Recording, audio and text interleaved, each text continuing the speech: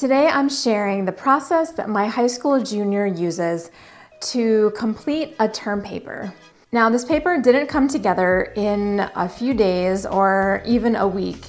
It took several weeks and a process of researching and writing down notes and rewriting and going back to the drawing board at times to refine a thesis, and a whole lot of editing and plenty of moments where progress felt stalled.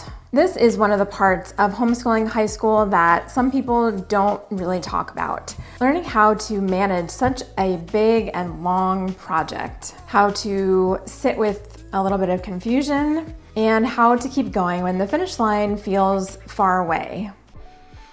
So in the first week, he chose a subject for his paper, and he also chose a question to answer about that topic and narrowed his thesis for the research paper.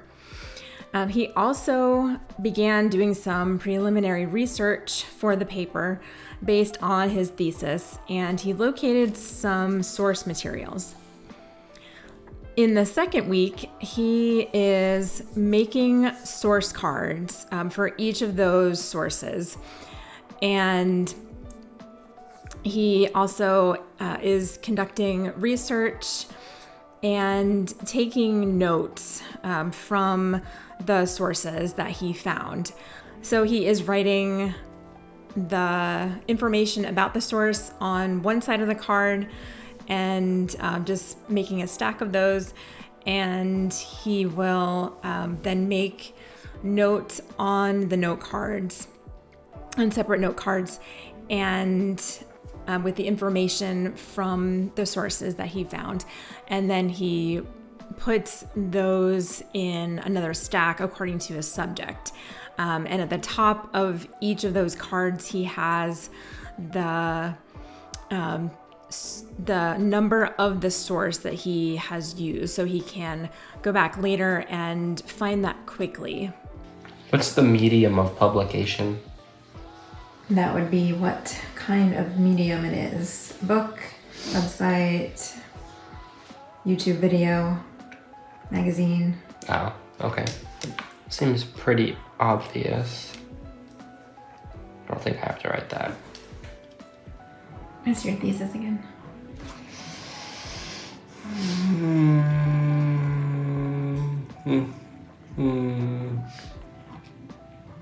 Thesis. While YouTube contains misinformation and causes reduced attention span for some people, the platform ultimately helps education by increasing access to learning, offering diverse teaching methods, and supporting self-paced skill development.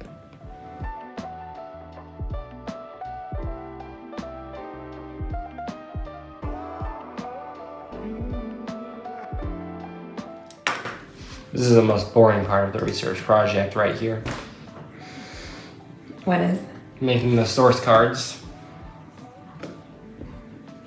It's so tiresome and repetitive. It's better than writing it. It's easier, but it's more boring. It's not easier, actually. Here's how I'll do my research project.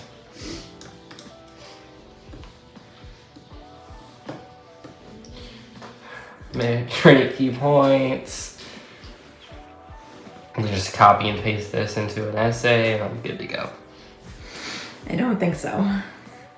This is pretty helpful, but I need to read the whole article anyway.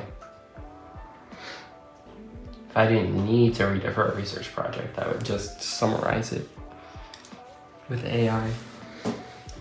So my son has been writing research papers or reports since he was in third grade and has learned how to organize his thoughts and notes using note cards, which seems like a really outdated method, but it works well for him.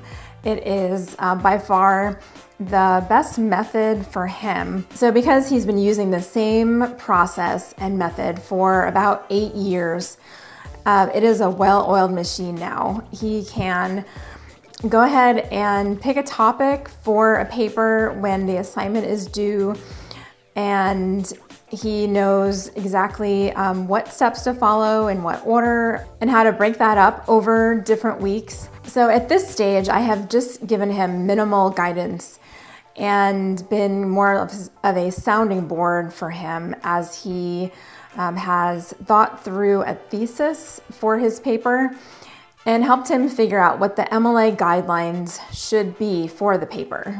So with all of his research done and his note cards organized, he now creates an informational outline based on all of the information that he's gathered. And that's basically to organize everything according to subject matter.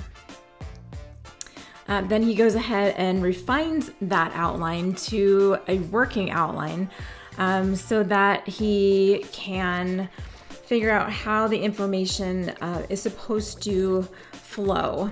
So in the informational outline, it may not have been in the best order to write a paper that flows, but the working outline focuses his story and his purpose in the paper.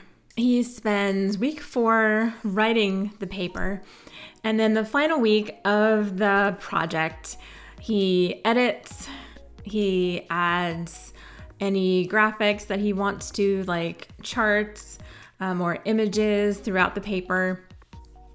And he also makes a works cited page.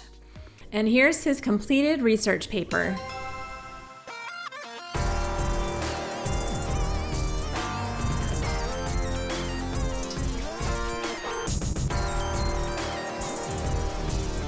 So I have to say that I am really loving this stage of homeschooling where I don't have to be quite as involved.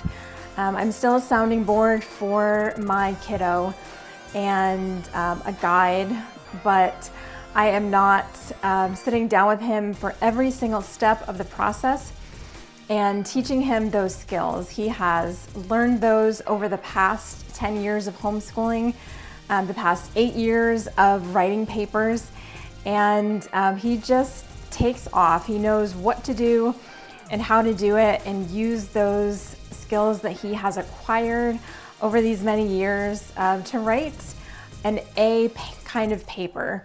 It is really rewarding to see him work on his own and produce such a great piece of writing, and I really enjoyed reading it.